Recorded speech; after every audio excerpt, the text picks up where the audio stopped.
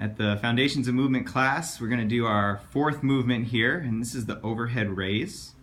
All right, so Phil, why don't you go ahead and show us from the front what an overhead raise would look like.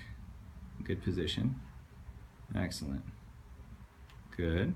Okay. And then back down.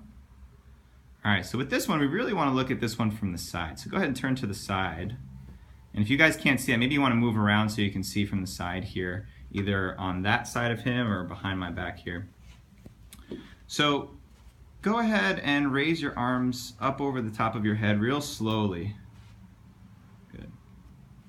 Good. And what I'm noticing there is that he's able to get pretty high before he gets that arcing starting to happen in his back. And he's a little limited on his right arm compared to his left.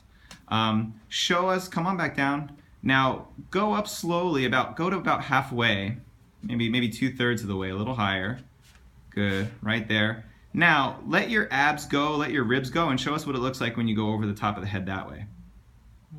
Yeah. Yeah. So this is what a lot of people tend to do when they're lacking shoulder range of motion. So hold that position, Phil, and now try to put your abs on. Tuck them, tuck them, tuck them, tuck them, tuck them, tuck them. So he's been working on this, so he's got a little bit of better form. But it usually, in most cases, it's one thing or the other.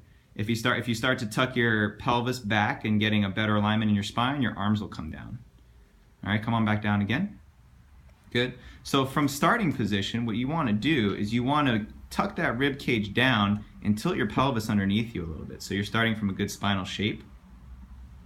And then raising the arms up over the top of the head, nice and slowly. Good. And then going as far as you can. You'll notice that about, he's missing a few degrees of motion there.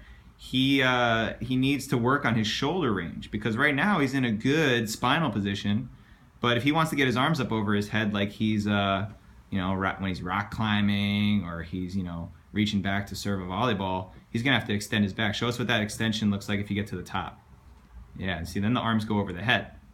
So this is a very common blind spot for people, especially overhead athletes or people who are doing stuff above their head, and even people who are just kind of reaching for that soup pot on the top of the refrigerator.